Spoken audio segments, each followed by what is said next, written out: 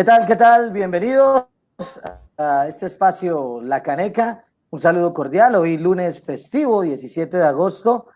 A todos los canequeros que nos acompañan a esta hora, una cordial bienvenida. Les recordamos que se pueden suscribir en nuestra cuenta de YouTube, La Caneca, y también en nuestro fanpage en Facebook. Así que estamos en vivo y en directo hoy con una emisión especial este lunes 17 de agosto, repito, a través de Facebook y en nuestro canal de YouTube.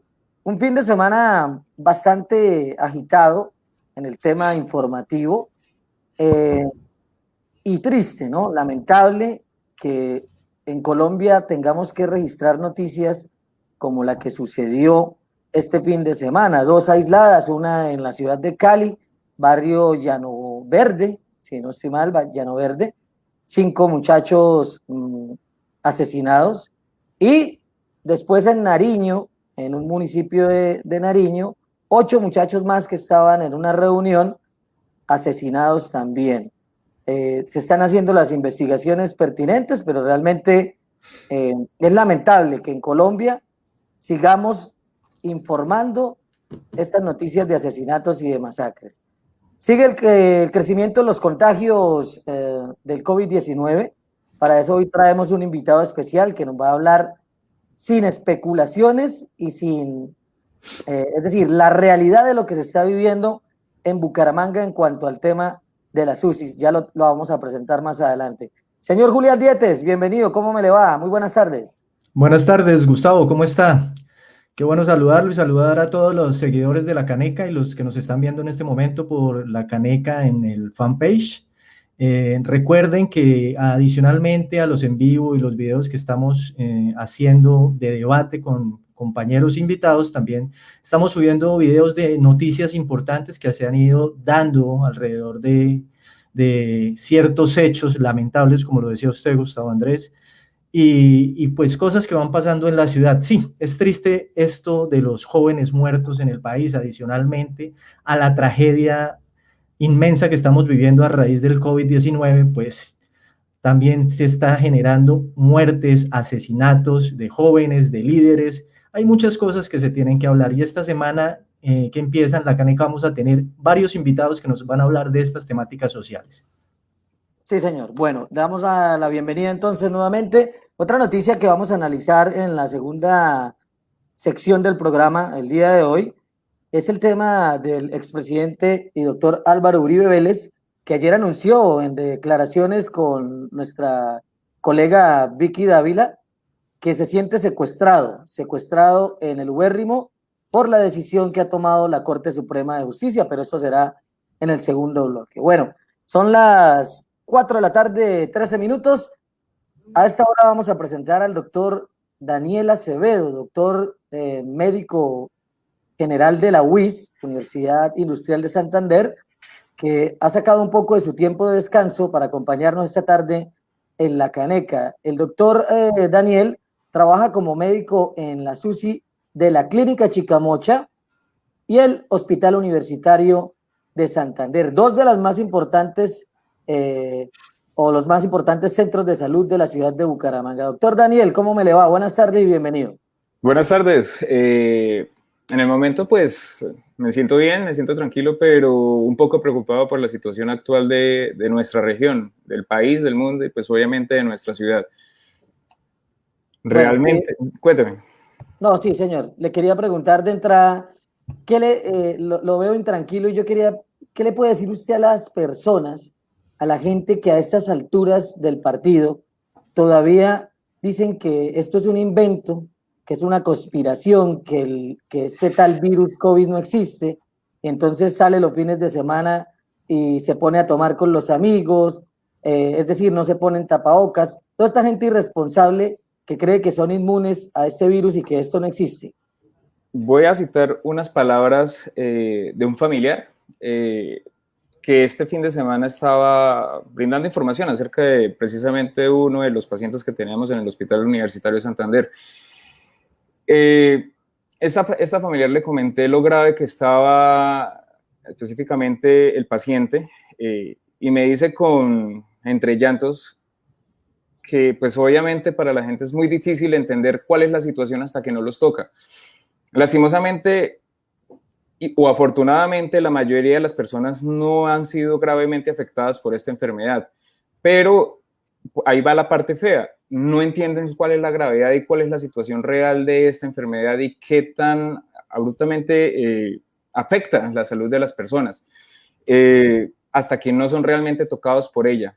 Muchas personas van por la calle sin protección, sin proteger al resto de las personas, riegan el virus, por así decirlo, a diestra y siniestra, y los que estamos sufriendo no solamente son los pacientes que están siendo afectados por ella, sino nosotros como profesionales de la salud que estamos atendiéndolos. Nos vemos ya abotagados de pacientes, doblando nuestros turnos, nuestras jornadas laborales, a veces ya sentimos que no vamos abasto y ya a veces sentimos que llegamos a un punto de un cansancio mental, físico y emocional.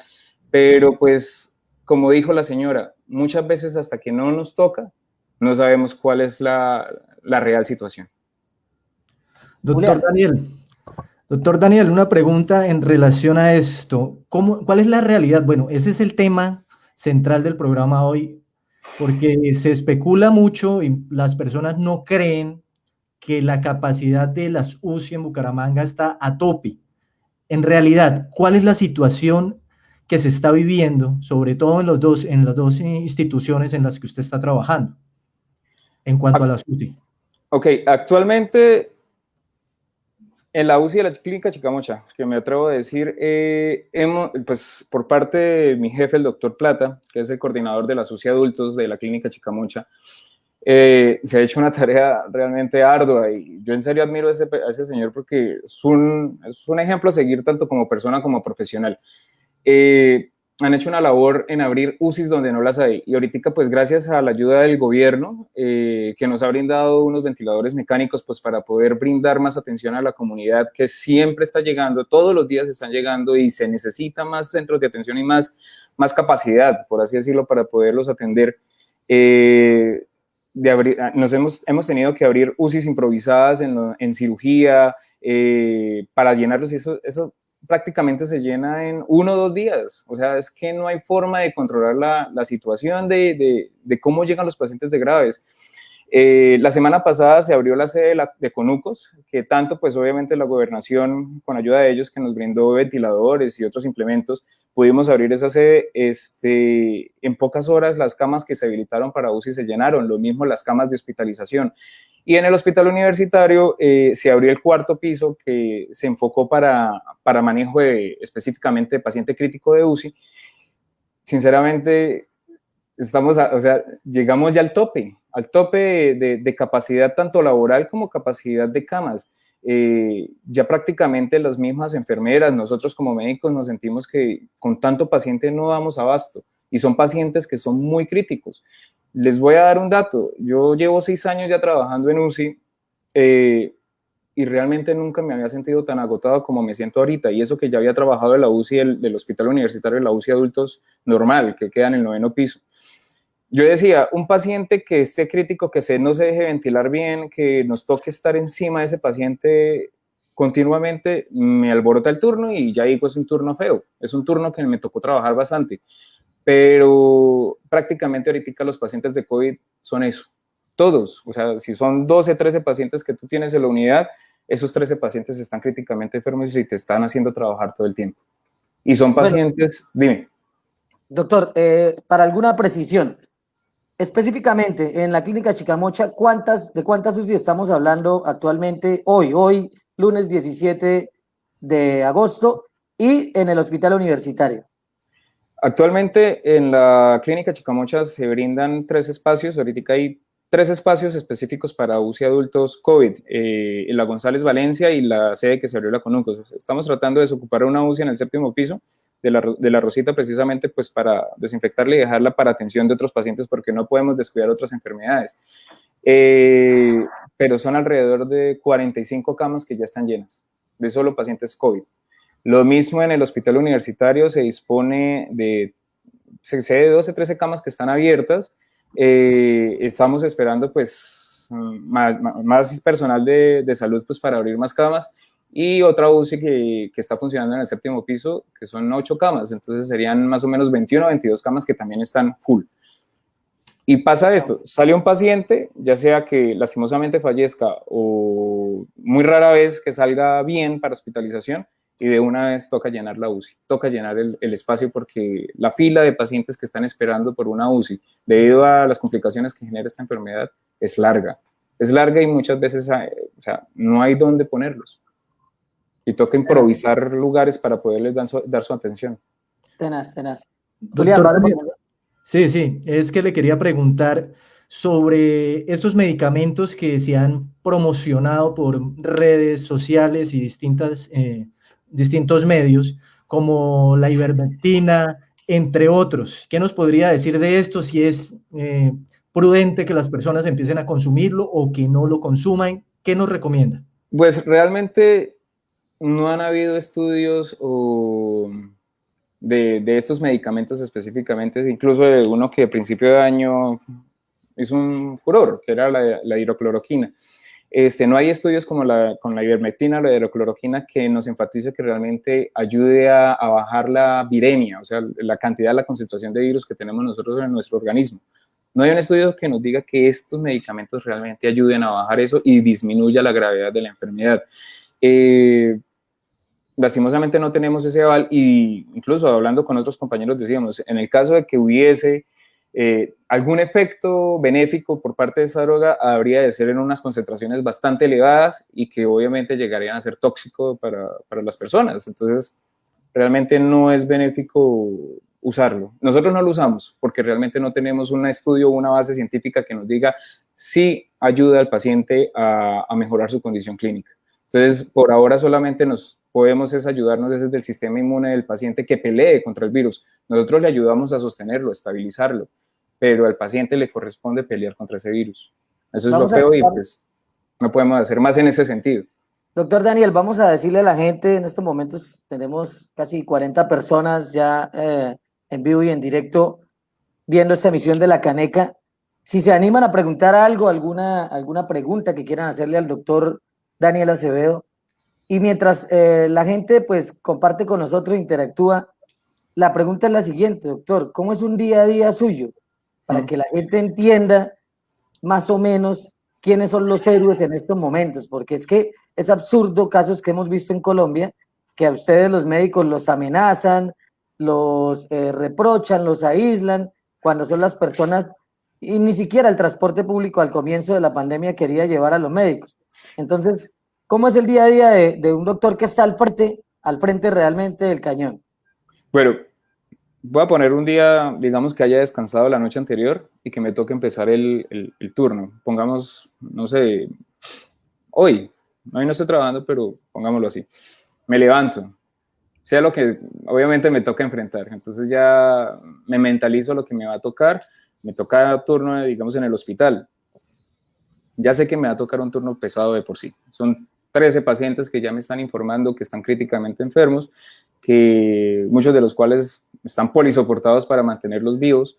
Me mentalizo de una vez a lo que viene en el futuro del día. Llego al hospital a las 7 de la mañana en punto a recibir mi turno. Mi compañero, que ya tiene cara de exhausto del trabajo, me entrega el turno. Más o menos es una entrega de turno de 45 minutos en donde me dice qué se hizo, qué no se hizo y qué falta por hacer por cada paciente. Qué tratamiento se está haciendo, cuál se interrumpió, cuál se inició y qué han salido los nuevos estudios que día a día se están haciendo con el paciente. Prácticamente como una actualización del estado del paciente. Si hay nuevos pacientes, obviamente nos alargamos más porque tenemos que conocer el paciente para poder seguir el manejo.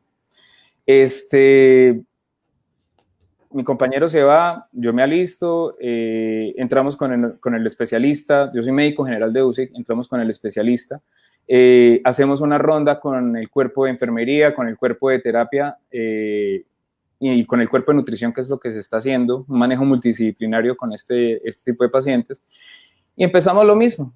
¿Cómo va el paciente? ¿Qué sabemos, qué no sabemos y qué nos falta por hacer para mantener una estabilidad con estos pacientes? A veces, obviamente, uno cuando se coge y se anima de cualquier pestañita de esperanza que nos dé estos pacientes de que haya una mínima mejoría para seguir trabajándoles duro, y cuando ya van para atrás, se le achicharra el corazón y dice que por más que se haga, pues realmente no hay mejoría, pues tratar de hacer lo imposible, pero se le achicharra el corazón de verdad de que uno no puede hacer mucho por algunos pacientes. Entonces, enfrentar esa realidad emocional y saber que al tipo 11, 1 de la tarde te está llamando los familiares después de una jornada larga de esa ronda que son 3 horas con el especialista para toma de decisiones, saber que la familia va a llamar para recibir al menos una buena noticia y saber que tú no tienes una noticia esperanzadora para darle a esa familia, achicharra más el corazón de lo que uno ya lo tiene. Entonces, uno tiene que tratar de mantener una fortaleza emocional y mental para aguantar eso, porque de todas maneras, sea como sea, eso se queda con uno. Y a veces uno siente que uno cuando le dice al familiar de que el paciente no ha mejorado ni siquiera un poquito, al contrario, se ha echado para atrás, siento que los familiares piensan que nosotros no estamos haciendo nada. O sea, siento que ellos piensan que no servimos. Y uno no evita pensar que sí es cierto, porque por más que se le haga el paciente, no mejora. Esa es la situación real de un paciente un enfermo COVID y de parte de uno. Viene la tarde continuar las evoluciones y continuar estabilizando el paciente, porque el paciente no es estático, es dinámico. Doctor, el paciente se hipotensó, ¿qué le hacemos? Doctor, el paciente se está desaturando. Doctor, el paciente se despertó, el paciente dilató pupilas, el paciente, etcétera, etcétera, etcétera. Entonces, eso poco a poco te desgasta. Okay. Llegó la noche, la misma historia. Llega el otro día, yo trabajo en 2 instituciones. Salgo corriendo de una institución para la otra a enfrentarme a qué situación, la misma. Voy a dar el ejemplo de ayer. Ayer que Gustavo me llamó para preguntarme si podía hacer esta entrevista. Llegué precisamente, había llegado en ese momento a mi casa un poco cansado y triste. Ayer me falleció un paciente en la clínica Chicamocha y pues obvio, primero que a uno no le gusta que se le muera a los pacientes, segundo decirle la noticia a la familiar y que la familia te diga a ti, doctor, gracias, pero siento que llegué a mi esposo a morir. Entonces uno queda como que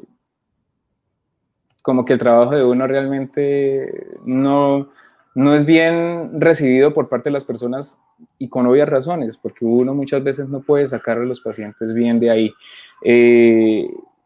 Y más triste para mí fue el ver que en el transcurso del día otro paciente se estaba complicando grave y dejó el turno y le dejó el trabajo a mi otro compañero sabiendo que el paciente muy probablemente a esta hora ya esté fallecido. Entonces eso es muy triste y ese es el día a día de uno. Doctor Daniel, nos hacen unas preguntas nuestros seguidores en la página y bueno, una de ellas nos dice qué tomar, esta la hace Tatiana Colmenares, qué tomar en casa para ante los síntomas. Bueno, depende de los síntomas. Obviamente... digamos en una primera etapa. Una primera etapa, pero es que el COVID es tan florido que tú no puedes sentir nada y la mayoría de los pacientes son asintomáticos. O sea, probablemente el 80% de los pacientes que se enferman por COVID no tienen ningún síntoma. Y varias personas se me han acercado diciendo, a mí en la empresa me hicieron este examen, el hisopado, para hacerle el RT-PCR, que es con el que se comprueba molecularmente que el virus está presente en el organismo, y salí positivo, pero ni dolor de garganta, no tuve dificultad respiratoria, ni siquiera una gripa. Como hay personas que hacen de una vez la evolución abrupta, en donde empiezan a sentir disnea, anosmia, que es la típica, sensación de ahogo, que los obliga de una vez a irse al hospital o a la clínica, donde es su centro de atención. Entonces es como tan florido que uno para decir que en etapas iniciales, o sea, qué tomar es como difícil. Pero lo que yo recomiendo es, si tienen una duda, de que sienten de pronto esos síntomas, ya sea un dolor de garganta o anosmia u otra, dolor de cabeza, fiebre, guárdense, infórmenle a la EPS, ellos los va a guiar qué hacer, les va a dar una guía por lo menos de mantener un aislamiento, si requieren o no requieren una prueba, porque ahorita las pruebas también están escaseando y se están enfocando realmente a pacientes críticos para poderlos encaminar en qué UCI, porque las instituciones manejan UCI de sospechosos y UCI de confirmados. Y llevar de pronto como un control de la evolución introspectivamente. ¿Cómo voy yo día a día? Hoy amanecí así a comparación de ayer. Hoy voy mejor, hoy voy peor. Ayer no me sentí ahogado, hoy sí me siento ahogado. ¿Qué tengo que hacer? De pronto eso es lo más importante en casa que hacer. Pero yo no me atrevería a dar un manejo, decir toma antibiótico, porque es que el virus no se mata con antibióticos y no hay un medicamento que mate el virus ahorita, que esté comprobado, que ya lo había dicho anteriormente. O tome corticoides cuando no ha sido avalado para manejo ambulatorio. Entonces, Sí. yo lo que recomiendo es Doctor, que se aíslen. Acá sí. Doctor Daniel, nos escribe Tati Colmenares, nos dice, el doctor cuidó a mi mamá en la UCI de la Chicamocha y puedo decir que gracias a él está viva. Entonces, siéntase orgulloso porque no toda la gente los tilda como los que no están haciendo nada y que están contribuyendo con... Exactamente, entonces estamos bien por ese lado. Pregunta aquí, bueno, saludos desde Río de Janeiro, especialmente para Gustavo Andrés. Gracias, un abrazo, María Juliana. Saludos para ella. María Rocío Ríos Hernández, buenas tardes. Doctor, una pregunta. Si yo soy un paciente COVID asintomático con prueba positiva, tengo mi cuarentena, sigo sin síntomas para regresar a mi trabajo, ¿me tienen que hacer otro examen de COVID? Doctor Daniel. No, realmente no. Vuelvo y repito, las pruebas están escaseando. Entonces se están encaminando esas pruebas para ciertos pacientes. Hay unas pruebas que son rápidas, esas nos pueden ayudar en decir si se mantiene el virus en el organismo o no, que son pruebas moleculares, no, inmunológicas. Yo incluso en mi muro compartí una imagen que ayuda a explicar cómo se interpreta ese tipo de pruebas.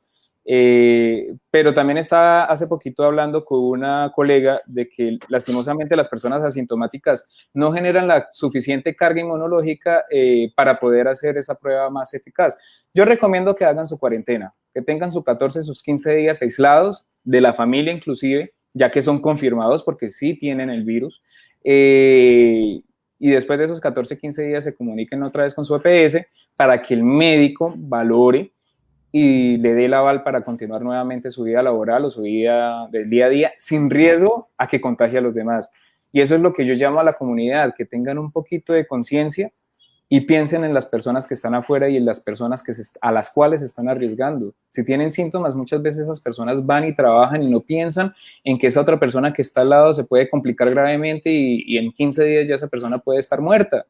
Y eso es lo que yo trato de llamar a la comunidad, pero pues es muy difícil porque la gente necesita comer, uno entiende eso, pero también necesita protegerse. Vale, doctor Daniel, tenemos también otra persona que nos hace una pregunta, José Manuel Alarcón, dice, ¿el deporte también contribuye para mejorar el sistema inmune y es válido? ¿Y qué otras cosas podrían mejorar el sistema inmunológico? Bueno, el deporte sí, una vida saludable, entre ellas practicar deporte, obviamente mejora cualquier tipo de sistema que tengamos nosotros en nuestro organismo, hemodinámico, cardiovascular, incluso el anímico. Entonces, obviamente, el sistema inmune se va a ver beneficiado por el deporte. Una buena alimentación, no solamente carbohidratos, que lo que dice la gente, papita, arepita, no. O sea, tiene que tener una buena base de proteína, una buena base de verduras, tiene que tener una buena base alimenticia. Y hay muchos videos y muchos documentos en Google, en YouTube, que pueden explicar cómo hacer una buena base de alimentación. Y actividades sanas, evitar el alcohol, evitar el cigarrillo. Eso ayuda a mantener un sistema inmune, por lo menos saludable. Y pues lo que yo les he dicho, o sea, el sistema inmune es el que realmente va a combatir el virus. Doctor, hay otro mito y es el tema de cuánto puede sobrevivir el virus en diferentes superficies. Por ejemplo, la gente cuando hace el mercado o pide un domicilio, ¿qué tan cierto es esto de que nos podemos llegar a infectar a través de una bolsa, a través de un tomate, de una verdura, en fin? ¿Qué tan cierto es eso? Muy cierto, muy cierto. El virus puede continuar vivo en una superficie 3 días. Eso sí está visto. En el aire son 8 horas más o menos, que puede estar suspendido de las goticas o aerosoles, pero en superficies puede estar vivo 3 días. En mi casa, mi esposa, que es la que se encarga de eso, ella desinfecta todo lo que llegue. Tenemos ahí nuestra solución de hipoclorito, incluso con también un spray de alcohol que yo lo uso cuando llego de la calle, y desinfectamos absolutamente todo, y solamente vivo mi esposa y yo y mis 2 perros. pero absolutamente todo. Eso se lo recomiendo también a mi mamá, se lo recomiendo a mi familia. Ellos dirán que yo soy muy cansón, pero me enfatizo mucho en el cuidado de ellos porque pues, que estén saludables ellos para mí me brinda una estabilidad y me permite no derrumbarme en mi trabajo. Y también se lo recomiendo a todos mis amigos que me dicen o las personas que me preguntan qué hacer y cómo desinfectar. Tengan cuidado de todo lo que llegue de la calle. Quítense los zapatos afuera, desinféctenlos si pueden, desinfecten todas las verduras, desinfecten todo lo que llegue y sobre todo si llega un domiciliario, desinfecten y duden de todas las personas. Que aquí esto se prepara con toda la higiene posible, dúdenlo, o sea, que llegue lo que le haya llegado y desinféctelo, porque uno en este momento se tiene que cuidar a sí mismo. Nadie lo va a cuidar a uno se tiene que cuidar. Muy bien, muy bien. Olga Vale. Rocío Rueda nos escribe, Julián, qué pena. Tranquilo. Dice, doctor, hay pacientes que mueren y la prueba no alcanza a llegar, llevan 15 días en UCI. ¿Esto es cierto, doctor? Es cierto y hay pacientes que fallecen con una prueba que todavía no ha sido confirmada. No, pues hasta el momento, nosotros obviamente recibimos esas pruebas y hasta el momento pacientes que uno sospeche que sí tienen coronavirus como tal y muertos, en mi caso, en mi experiencia, han sido todos positivos. Pero obviamente el manejo de esos cadáveres tiene que ir encaminado a, pues como dice el protocolo del gobierno y como dice el protocolo institucional de cualquier clínica o hospital del país, enfocándonos en el cuidado de la gente, del personal de salud y del mundo en general. No podemos permitir que una persona así sea sospechosa, que fallezca, su cadáver empiece a infectar al resto de población que aún está viva. De todas maneras, la prueba ya se hizo, la prueba va a dar el resultado. Sea cual sea el resultado, pues ya sabemos que la condición actual del país no nos da de otra sino sospechar de todo. Ok, doctor, en ese sentido y en vista de la situación como está Santander en este momento, ¿es una perspectiva desalentadora o tenemos esperanza? ¿Quiere que le dé un dato que hace 2 días, el domingo específicamente? No, perdón, el sábado. Ya mira que estoy, no sé ni en qué día ando. Sí, el sábado específicamente un especialista me dice, que yo casi no tengo tiempo para ver noticias o leer de pronto a veces cosas de actualidad de la región, sino cuando estoy descansando me pongo a chismosear, por así decirlo. Me comenta el especialista de que el pico se espera para octubre aquí en Santander. Y yo ¿cómo así? O sea, no estamos en el pico, o sea, se supone que ya estamos en el pico porque, o sea, estamos ahorita a reventar. O sea, el hospital está a reventar, la Chicamocha está a reventar, otros compañeros que trabajan en otros lados me dicen en la Foscal está a reventar, Fosunlab está a reventar, el HIC está a reventar, incluso clínicas pequeñas como la Merced, como la clínica de Piedecuesta, la Bucaramanga, la San Luis Materno Infantil, están a reventar de pacientes COVID. Entonces uno dice, si no estamos en el pico ahorita, que estamos en agosto, estamos empezando la tercera semana de agosto, y es hasta octubre, la segunda semana, ¿qué nos espera? Y es que también estamos mirando los datos del 4 de agosto, en donde decían que Santander tenía 5.000 y pucho de contagios, y ahorita me meto al 16 de agosto y son ya 10.000. O sea, en este poco tiempo, en 10, 11 días, 12 días, duplicamos esa cifra. O sea, ¿qué nos espera? A mí me desalentó y realmente mis ánimos quedaron por el piso porque yo dije, ahorita estoy agotado, o sea, me sentía agotado, me sentía cansado, pero con ganas de pelear, porque esa es mi profesión y así lo escogí. Pero entonces, si estamos así, ¿qué nos espera? ¿Qué nos espera cuando estemos en el pico? Doctor, ¿usted ha llegado a sentir miedo? Digo porque conozco experiencias de gente que así esté asintomática y le han confirmado el virus, dice que es algo aterrador, pero usted que se enfrenta todos los días sí, con el COVID, ¿siente miedo? El miedo es lo que me permite permanecer sano. Esa es mi respuesta. Todos los días tengo miedo.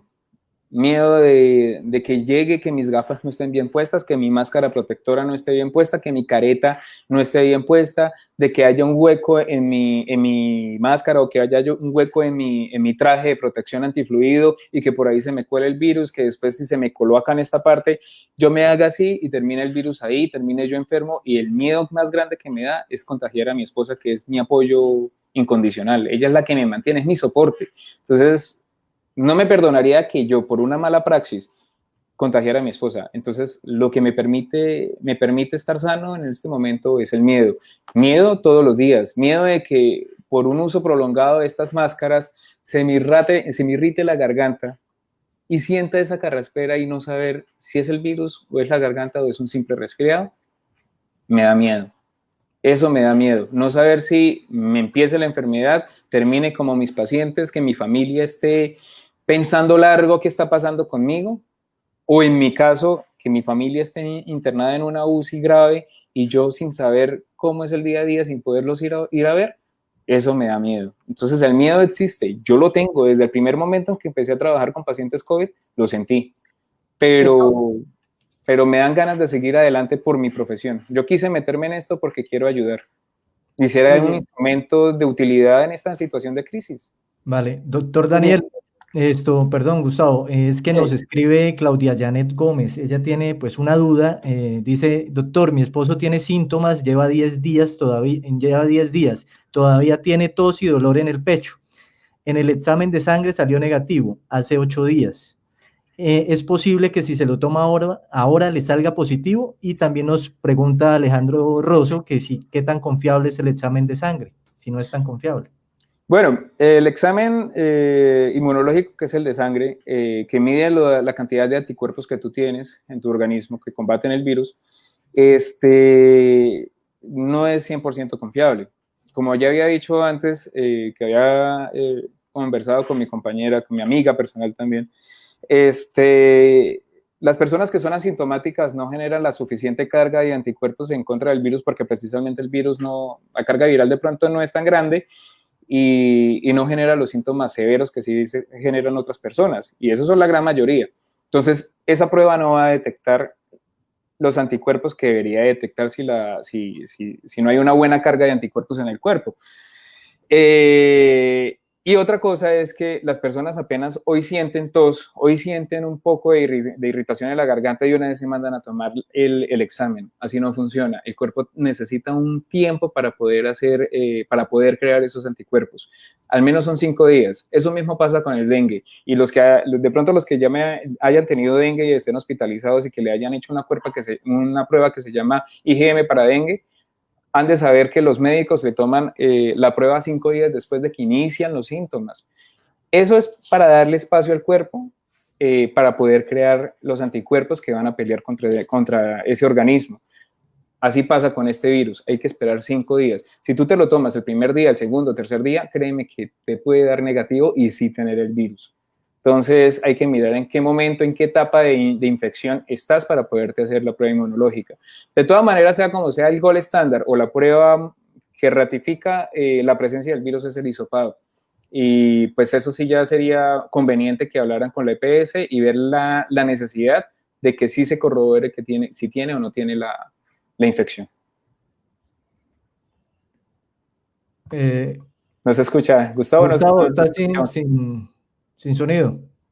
Sí, ya. Perdón. Acá nos dice Carolina Luna que le envía un saludo al doctor Daniel Acevedo, colegas de la UIS. Sí. El aislamiento prolongado y anticipado está generando, en vez de pico, que se dé una meseta. ¿Qué opina usted de eso, Daniel? Pues sería como una especie de falsa meseta, pienso yo, porque la meseta para nosotros es el momento pico en donde ya no deberían haber más aumento de casos, sino que la curva se mantiene ya en una forma horizontal, o sea, la curva de contagios que va vertical hacia arriba se mantendría horizontal y no habría más contagios a través del tiempo. Y se espera que después de esa meseta de pico empiece a bajar la cantidad de contagios, que sería ya que se supera el pico de enfermedad en una región. Obviamente lo que dice Carito es cierto. Se generó una meseta, pero sería una falsa meseta, porque realmente la población no está sufriendo una infección masiva y porque se está manteniendo aislada, se está manteniendo en su hogar y se genera una línea continua de contagios, pero que obviamente no sería la línea pico que uno espera, que uno permite como la superación de la enfermedad. Eso nos pasó aquí en Bucaramanga. Si nos ponemos a ver, A diferencia de Bogotá, Cali, que fueron las primeras ciudades que más contagios y más enfermos y más muertes tuvieron al principio de la enfermedad, ellos alcanzaron ya el pico, bueno, ya están en el pico. Nosotros ni siquiera lo hemos alcanzado porque nuestra fase crítica inició apenas mes y medio, hace mes y medio más o menos, que empezaron a aumentar los casos abruptamente y que ya ahorita el sistema de salud aquí en la ciudad está a tope. Doctor, Julián, perdón. Sí. Doctor, en Bucaramanga el fin de semana anterior hubo una reunión entre las autoridades, el alcalde, el señor Cárdenas, y el ministro de Salud que visitó la ciudad.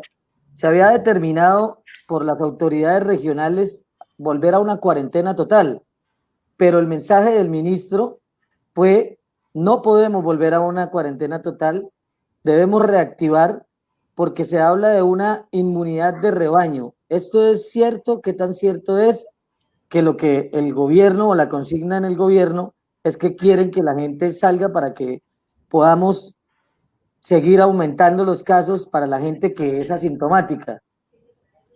Bueno, yo no estoy de acuerdo en eso realmente. O sea, si ellos piensan exponer más a la población, para mí sería una medida muy irresponsable. Muy irresponsable porque está bien, sí, de pronto tomar una decisión como la que tomó en su momento Suecia, creo que fue Suecia fue la que tomó esa decisión, de no parar sus actividades y dejar que la gente se contagie, puede funcionar, pero para ellos, que tienen un sistema de salud muy organizado. Nosotros no tenemos un buen sistema de salud. O sea, incluso nosotros trabajamos por amor más que por negocio. Que ahorita voy a citar eso, sobre un comentarista, un caricaturista que hizo una mala reseña nuestra. Yo creo que deberían ser un poquito más organizados. Sí, podría ser una forma efectiva, digamos, de controlar la infección exponiendo a la gente y pues generándoles por así anticuerpos, pero o sea, que toda la gente esté expuesta de golpe es una medida muy irresponsable porque no hay dónde atenderlas. A ti no te va a servir tener 10,000 contagiados de una vez y graves, en donde no haya sitios o estancias hospitalarias donde se puedan atender, a tener de a poquitos, que digamos que el sistema de salud pueda descansar y pueda mantener un control de la cantidad de infectados. Pero si yo te mando 10,000, tú como médico o como profesional de la salud no vas a saber qué hacer con tantos infectados al mismo tiempo, con tantas personas graves al mismo tiempo. Sí. Vuelvo a citar lo que dije anteriormente, mis turnos son con 13 pacientes. Doctor, el paciente hizo esto, este otro paciente hizo esto, este otro paciente hizo esto, este otro paciente hizo esto, este otro paciente se va a morir, este otro paciente así, así, así. Y es todo el momento. O sea, si descanso media hora es mucho. Entonces, sería muy irresponsable por parte de las autoridades hacer eso. Julián, sobre ese tema, le hice la pregunta al doctor porque quería el punto de vista sobre ese tema. Que digamos que es como la política que comienza a tomar el gobierno nacional en este momento frente a la pandemia. Julián, sobre ese tema ya las autoridades regionales acaban de informar sobre un aislamiento por comunas en la ciudad. Vamos a subir la información en nuestra página de Facebook más adelante porque realmente es amplia, pero ¿qué nos puede decir de eso, Julián? Sí, pues en vista del alto índice de contagio en distintas comunas de Bucaramanga, como la comuna 5, la comuna 15, la comuna 14, entre otras, casi todo lo que está alrededor de las actividades comerciales de Bucaramanga es donde más contagios o más tasa de contagio tenemos. En ese orden de ideas, pues las autoridades, obviamente, como ustedes lo decían, de no pasar a una cuarentena total, pues van a empezar a hacerlo por comunas. Van a restringir la actividad comercial ciertos días y la actividad de desplazamiento como una medida. Pues esperemos que esto sea benéfico para la comunidad santandereana, para Bucaramanga y su área metropolitana, pero realmente creo que lo que ya se ha venido haciendo por parte de la irresponsabilidad de las personas en Bucaramanga en el último mes, creo que ha sido más que suficiente. ¿Y qué tan cierto es que, doctor, que estos números de contagiados son de la semana de hace 2 o 3 semanas? Y qué pena, y otra pregunta es que Silvia Juliana nos está preguntando si es verdad que la prueba de hisopo sale, si lo tuvo, hisopal, ¿sí? Si lo tuvo o si lo tiene. El hisopado solamente sale positivo si tú tienes el virus. El hisopado nasofaringeo lo que hace es detectar la presencia del virus, la carga genética del virus, que es un virus de ARN, entonces lo va a detectar. Si tú no lo tienes y ya te pasó el virus y ya pasó por tu organismo, va a salir negativa. Entonces, posiblemente tú pudiste tener el virus, no hacer síntomas, y te hacen el examen a los 15 días cuando ya el virus no está en tu cuerpo y tú sales negativa y tú dices, no, a mí nunca me ha dado. La única forma de pronto, la única, y eso no es completamente efectiva, es la prueba inmunológica, que te va a decir por medio de las inmunoglobulinas que están en tu cuerpo, que son herramientas de defensa contra los microorganismos, si tuviste el virus y si detectan unas inmunoglobulinas especiales que pelean contra el virus. Eso es lo único que te podría decir si tuviste el virus. Pero el hisopado, que es la prueba molecular, no. Muy bien, muy bien. Entonces vamos sacando conclusiones sobre las preguntas de nuestros televidentes, todos los canequeros que nos acompañan hasta ahora, 4:51, con este invitado especial, el doctor Daniel Acevedo, que trabaja en las unidades de cuidado intensivo de la Clínica Chicamocha y del Hospital Universitario de Bucaramanga. La invitación también a la gente para que responda a nuestra encuesta en Facebook sobre el tema del aislamiento obligatorio y preventivo en la ciudad de Bucaramanga. Ahí tenemos ya la encuesta. ¿Cuándo se termina la encuesta, Julián? Termina el próximo viernes y llevamos alrededor de unas 250 personas que han respondido y dicen que sí hay al aislamiento, el 52%. Está peleado el asunto. Obviamente, pues se comprende que hay actividades comerciales y las personas tienen que trabajar y salir a trabajar, pero eso no quiere decir que no salgan a trabajar con todas las medidas de cuidado. Doctor, puntualmente para las personas que no alcanzaron a escuchar ahorita, ¿cuál es el procedimiento acá en Santander? ¿Qué se le da a un paciente que se agrava en una UCI? ¿Cómo se está tratando? ¿Qué medicamentos le dan? Es decir, ¿cuál es la política de manejo que se está tomando acá en el departamento? Paciente que ingrese con síntomas graves requiere inicio de manejo antibiótico profiláctico. Eso ya es un protocolo prácticamente del Ministerio de Salud que se está siguiendo en todas las instituciones. Se le da una dosis de desparasitante. Para eso sí usamos la ivermectina, no para matar el virus. Eso precisamente para evitar que, como vamos a usar un medicamento que va a inmunosuprimir moderadamente el paciente para disminuir su respuesta inflamatoria, evite que de pronto los parásitos hagan su fiesta en el organismo. Entonces, se le da una dosis de desparasitante precisamente para eliminar esos parásitos y se inicia un esquema de corticoterapia, que precisamente ese manejo corticoide va a disminuir la inflamación que está generando la reacción del cuerpo ante el virus, que es lo que realmente desencadena una respuesta destructiva y abrupta a nivel pulmonar. Eso es más o menos lo que se está haciendo y dependiendo de cómo se vaya comportando el paciente, se decide qué otras terapias requiere el paciente. Hay diferentes pacientes graves. Hay el que requiere el manejo como tal, en hospitalización, bajo vigilancia continua, con su suplencia de oxígeno y vigilar que no vaya a agravar, como es el paciente críticamente enfermo, que sí debe estar en una UCI bajo ventilación mecánica, conectado con un tubo a una máquina que va a ayudarle a respirar. Muchas veces se choquean, toca mantenerlos soportados, decimos nosotros. O sea, la tensión se les baja gravemente, que toca ponerle medicamentos para mantener un rango de tensiones estables. Sí. Y continuamente haciéndole exámenes, terapias que requiere el paciente día a día. Vuelvo y digo, estos pacientes son muy dinámicos. El mismo paciente nunca es el mismo, o sea, digamos, el paciente nunca es el mismo del día a día. Hoy puedo tener un paciente estable, en la tarde lo puedo tener grave y al otro día lo puedo tener nuevamente estable. Así es, muy bien. Así con estos pacientes. Muy bien, muy bien. Julián. Señor, cuéntame. ¿Alguna pregunta para el doctor? No, pues quería... La gente puede preguntar, ¿no? Recordémosle a la gente sí. que estamos en directo, que puede hacer las preguntas. Acá nos dice Dimitrio Pérez. Dice... El número, no, el número de Daniel Acevedo. No se puede. Se le ocurre, don Dimitrio, un saludo especial. No puede descansar media hora, si le damos a don Dimitrio no le deja descansar nada. Bueno. No, sí tengo una pregunta, pues más que una pregunta es el mensaje que quiere dejarle a la sociedad santanderiana en cuanto a su comportamiento frente a este virus. porque me parece, o sea, desde nuestra perspectiva irresponsable, pero usted con todo el conocimiento del caso y de las causas, ¿sí? Puede decirnos un mensaje, darnos un mensaje, darles el mensaje. A mí me dijo una amiga, un día que hablé con ella, le dije que pues estaba un poco desesperanzado, me dijo, Dani, si llegas al trabajo, quédate en tu casa, no te aconsejo que salgas, porque si sales, te vuelves un 8 y te deprimes de ver cómo la gente se está comportando. La gente es muy irresponsable y la gente está saliendo a la calle como si nada. Y pues para mí es duro saber estar en medio de tanta tristeza, como se lo dije yo ayer a Gustavo, de ver pacientes críticos, que ver que su recuperación es muy baja, ver que la gente se expone a diestra y siniestra y sin saber y sin tener de pronto comprensión de lo que está pasando, es feo.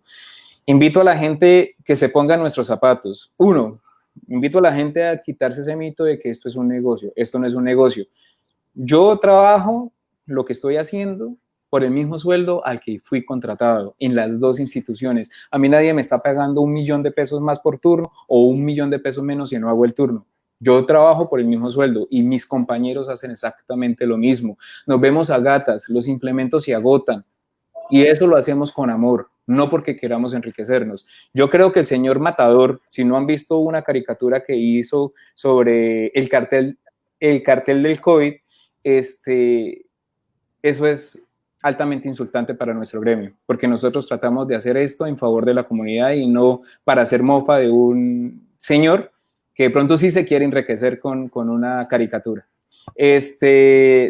Los invito entonces a ponerse en los zapatos de los médicos, del personal de salud, del riesgo que estamos asumiendo atendiéndolos y también en los zapatos de sus familias, de que las tienen que cuidar, de que tienen que protegerse y si no se quieren proteger ellos, que protejan a su familia, que piensen en sus familiares, en sus hijos, en sus abuelos, en su esposa, en todo. He tenido casos muy tristes donde mujeres embarazadas se han muerto, han perdido bebés o gente joven, 29 años, falleciendo sin ninguna otra comorbilidad. Entonces, no podemos pensar que la juventud nos da la inmunidad. Eso es totalmente falso, sí. Muy falso. Cualquier persona, sea 19, 20 años, puede caer igualmente enferma como puede caer una persona de 80 años. Esto no respeta ni raza, ni edad, ni color, ni nada. Esto es una realidad triste. Bueno, saludamos a la gente. Rosalba Rodríguez, un abrazo para ella. Diego Armando Rodríguez también nos está viendo en este momento, nos saluda. Compañero Diego. Fabio Gómez en la ciudad de Bogotá, un abrazo para él. Pía Rincón, gracias Daniel, estamos orgullosos de tu labor. Fuerza a los dos. Dimitrio Pérez, ya le dijimos que el teléfono no, pero ahora se lanza con una pregunta. Yo me hice la primera prueba y salí positivo, y si me hice la segunda me salí positivo y llevo 15 días guardado, ¿qué hago en este caso? Seguir la cuarentena.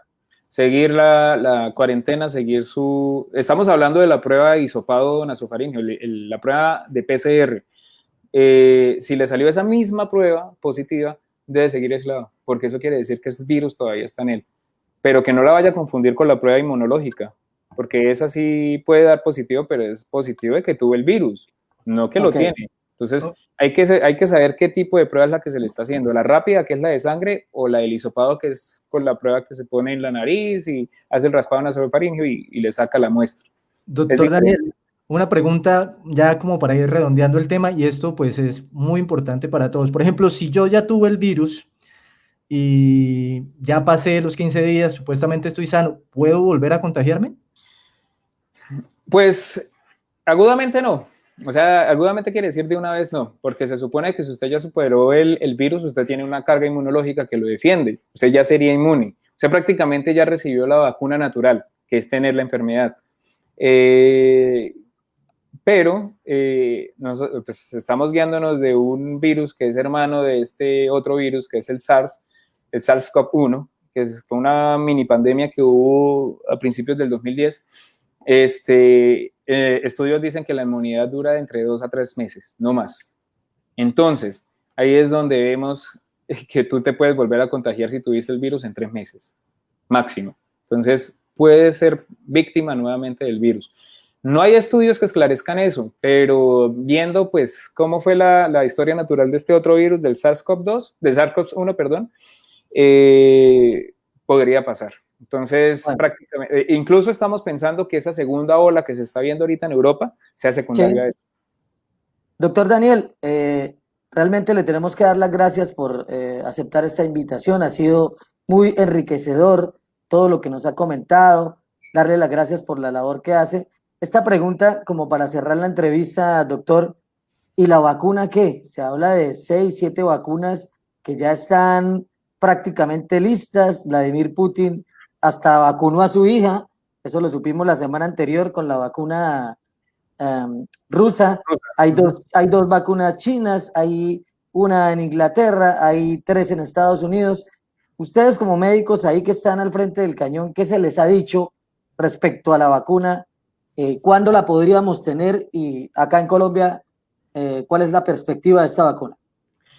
Te soy sincero, realmente ahorita la vacuna para nosotros es inexistente. O sea, yo le recomiendo a la gente no esperanzarse todavía en una vacuna, sino esperanzarse en cuidarse ellos mismos y cuidar al resto. Es como, suena repetitivo, pero es el mejor mensaje que se le puede dar a la gente. Protéjanse. Una vacuna, hasta que no llegue aquí al país, que sea real, que sí la vacuna va a llegar al país, no debemos esperanzarnos. Y empezando que obviamente apenas llegue la vacuna al país y ha salido en noticias, la primera población que va a ser vacunada es la población vulnerable, personas de mayores de 60 años o que tengan comorbilidades. Y segundo, hay que tener cuidados con ellos, porque no todos los organismos van a generar los anticuerpos que requiere para protegerse en el virus. ¿Sí? Entonces, para mí el mejor mensaje es cuídense, manténganse aislados, mantengan una vida, por así decirlo, de ermitaños, en donde solamente tienen que salir para lo que tengan que salir y cuiden al vecino. Muy bien. Es lo único que yo digo. Ahí están las palabras del doctor Daniel Acevedo, médico WIS, un ejemplo. Realmente muchas gracias por la labor que hace por todos nosotros, por poner el pecho. Doctor Daniel trabaja en la UCI de la Clínica Chicamocha y el Hospital Universitario. Qué chévere escuchar un médico que le pone corazón a su profesión. Muchos lo hacen por hacerlo, pero el doctor Daniel se le nota que es por amor. Agradecimientos inmensamente. La gente que a esta hora lo saluda, se pronuncia. Saludos de Floralba Mantilla, Doris Colmenares, gracias por esa labor tan valiosa y gracias por aclarar muchas dudas que tenía. Dios lo bendiga. Doctor Daniel, gracias, que no sea la última vez que esté con nosotros acá en La Caneca. Vale, perfecto. Mil gracias por la oportunidad de poder dar un mensaje, así sea pequeño.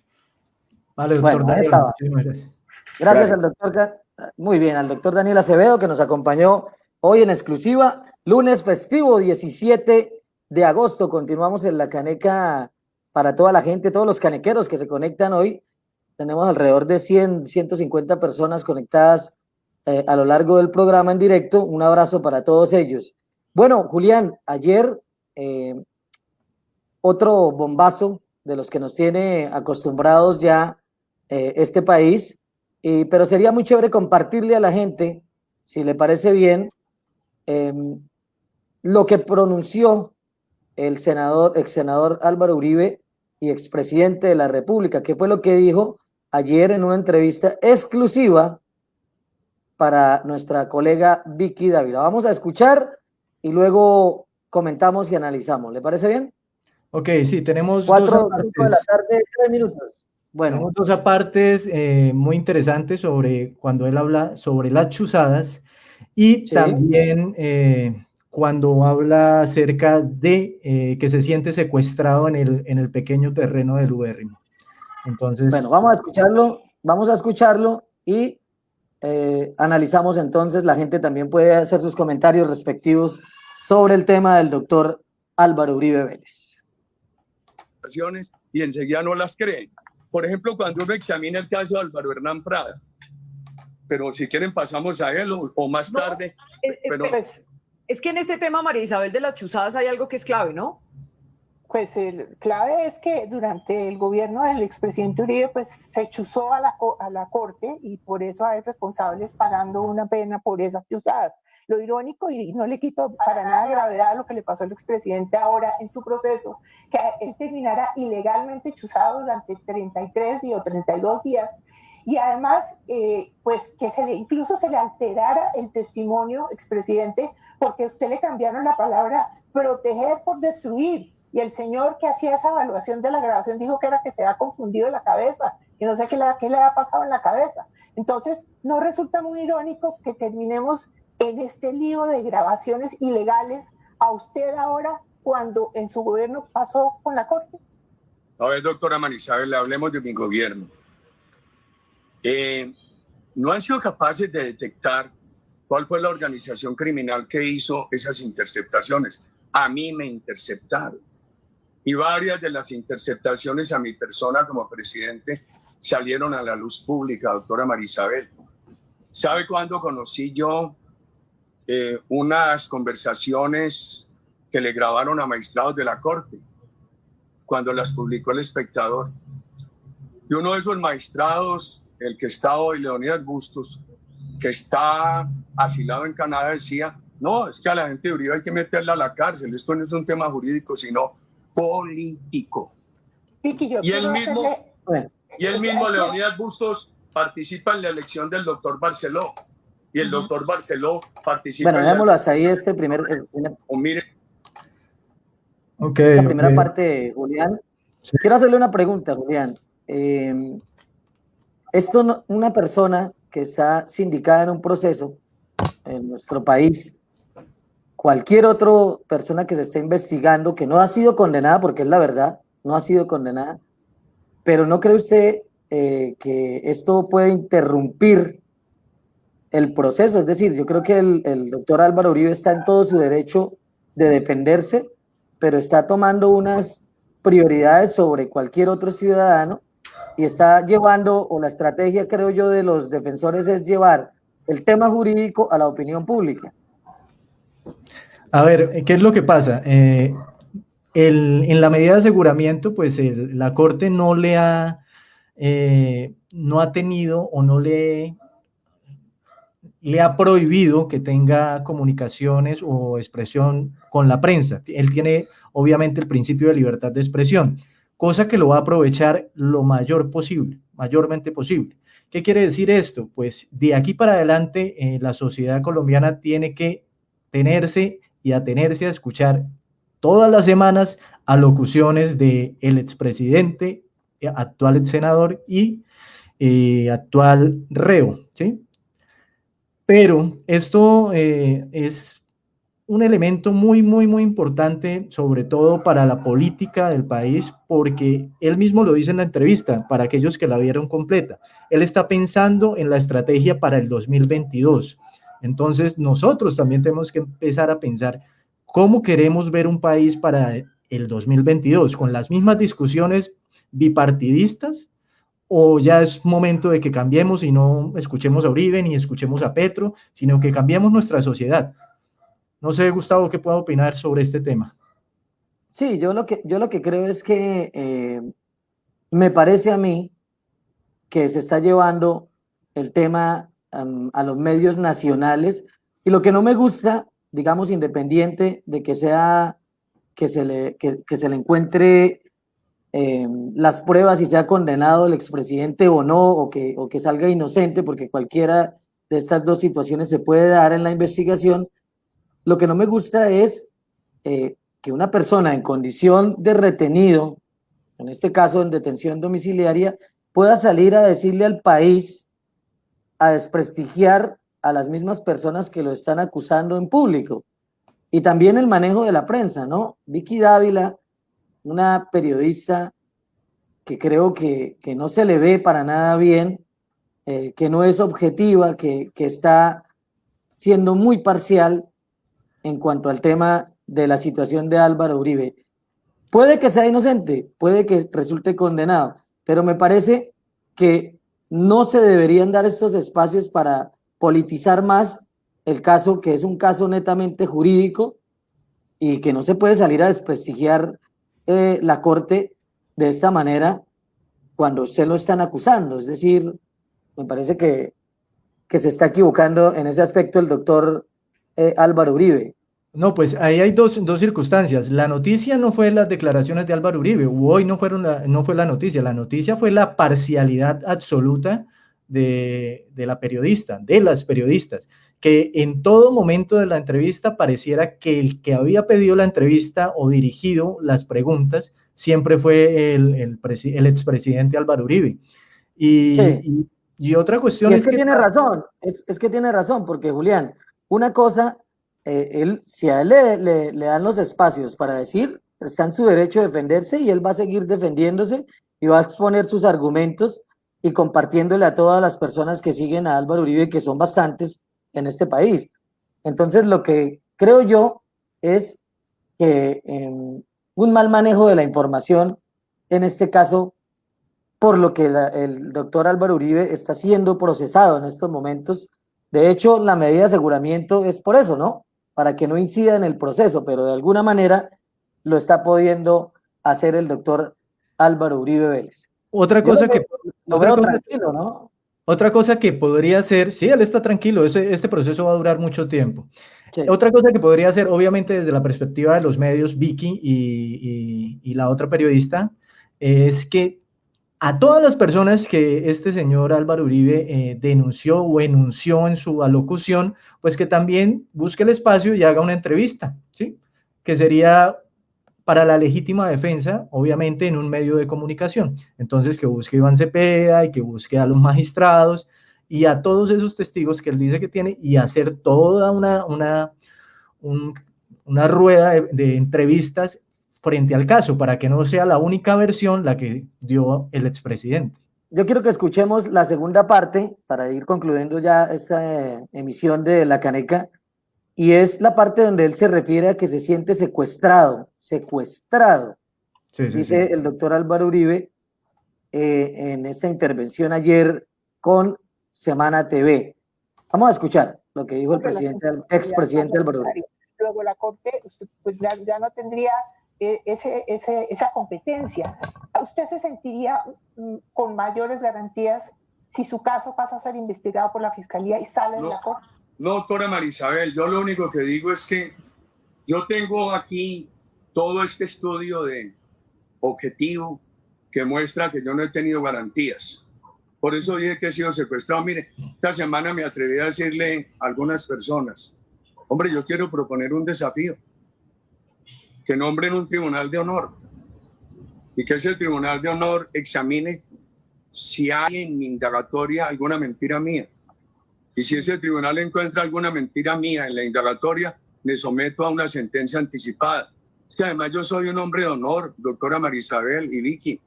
Yo he defendido esta democracia colombiana con la espada desenvainada, pero con honor, con respeto a la Constitución y a las leyes.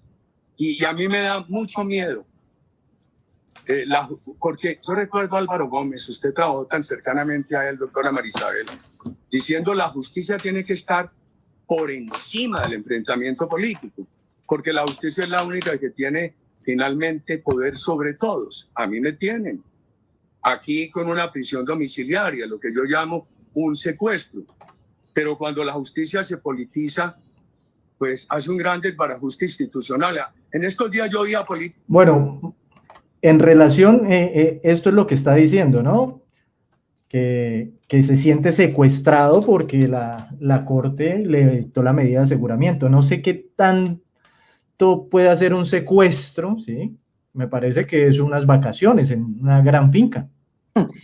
No, y además, bueno, esto definitivamente hay gente que se siente indignada y que va a escuchar o escuchó al expresidente Álvaro Uribe y se va a identificar con él y va a decir que esto es una injusticia, que la Corte realmente lo tiene secuestrado, que él y en Francalí están en todo su derecho de defender al doctor y expresidente Álvaro Uribe. Y hay otra parte, otra opinión del país dividida, que por el contrario sale a decir entonces comentarios que vi en las redes, por ejemplo, entonces cuánto hay que pagar por el rescate del doctor Álvaro Uribe, a dónde hay que depositarle la plata a la Corte Suprema para que se acabe este secuestro. Entonces, es algo que sigue politizando y es lo que yo creo, Julián. Una persona con tantos seguidores como el doctor Álvaro Uribe, que es una persona que hasta que no se le demuestre, repito y quiero ser reiterativo en esto, no se le demuestre lo contrario, es inocente, porque así debe ser la justicia en cualquier parte del mundo y en este país. Él mismo lo dice, él mismo lo dice. Hasta el momento no es culpable de nada de lo que se le acusa hasta que no se le condene o salga inocente, pues mejor sería para él y todos sus seguidores. Pero lo que yo sí creo es que una persona que tiene tanta influencia en los colombianos no puede generar más división, no puede generar más discursos de agravios y de contravertir en el país. Lo mismo un llamado para el senador Petro, que también maneja gran parte de las personas en este país. No más intervenciones para dividir el país, no más peleas, ¿no? Diría yo que es el mensaje. Pues a ver, ellos pueden hacerlo. Nosotros somos los que nos estamos prestando, pues digamos que podemos incluirnos en este momento, pero tenemos que informarlo, ¿no? Comentar sobre este tema. Pero la sociedad en general es la que les está dando el poder de dividirnos. Entonces, hay que hacer un proceso de conciencia ciudadana frente a lo que no necesitamos. Y esto que está pasando en el país es violencia mediática. ¿A través de qué? De alocuciones de personajes que tienen posiciones encontradas o diferentes. Y eso lo que hace es dividirnos y generar pasiones que después van a terminar en masacres, en discusiones, en muertos, y esto es lo que no queremos. Ya tenemos una crisis y un problema general con el asunto del COVID y la pandemia. No ahondemos más este asunto, que ya lo traemos desde hace varios años. Por eso mi invitación y desde la Caneca es, no, o sea, sí, sigan a sus líderes, pero no les promuevan la generación de violencia. Correcto, correcto. Natalia Suárez, pero acá la ley le prohíbe más a la EPA Colombia utilizar sus redes y no a este tipo de personajes. No estoy despertando el delito cometido por la EPA, sigue siendo delito, pero a lo que voy, a ver que está como largo, se me fue en este momento el comentario. Sí. A lo que voy es a la capacidad de hacer justicia. Saludos para Natalia Suárez, Ale López, Diego Vale, se conectan a esta hora, Zulmi González, Marta Rocío Ríos, un abrazo para todos los que nos están siguiendo. Lady Marcela Mantilla, Doris Colmenares, bueno, abrazos para todos ellos. Bueno, sí, señor Dietes. Lo que dice Natalia es muy cierto, ¿sí? Digamos que la justicia, hay prohibiciones para unos que tienen menos influencia que para otros que tienen más hectáreas. Bueno, muy bien. Yo creo que ya es justo con la gente que nos sigue, con los canequeros. 5 de la tarde, 17 minutos. Un abrazo para ellos. En deportes, el Inter de Milán llega a una final europea después de 10 años, Julián. 10 años. Recordemos a ese equipo de Mourinho que ganó el triplete. Ganó en esa época la Copa de Italia, la Liga Italiana y la Champions League. Un equipazo que tenía el portugués Mourinho. Y ahora llega con Conte a una final más, en este caso de la Europa League. Se va a enfrentar con el Sevilla, que dejó ayer en el camino al equipo del Manchester United, donde suena con bastante fuerza el colombiano James Rodríguez, el hombre del Banco de Oro este año en el mundo. Bueno, nos vamos, señor, muchas gracias. Mañana venimos con más y con más invitados en La Caneca. Recuerde que tenemos una nómina de lujo para que ustedes sigan toda la basura informativa que se produce en este país. Tratamos de sacar la verdad de toda esta información. Gracias, Julián. Vale, Gustavo, y un último mensaje, por favor, cuídense, cuiden a su familia. Como nos dijo el doctor, limpien todo lo que venga de afuera y sean conscientes. No salgan si no es necesario. Que tengan una feliz tarde. Y gracias a toda la gente que disfruten este resto de festivo y que Dios los bendiga. Nos vemos mañana en La Caneca con más.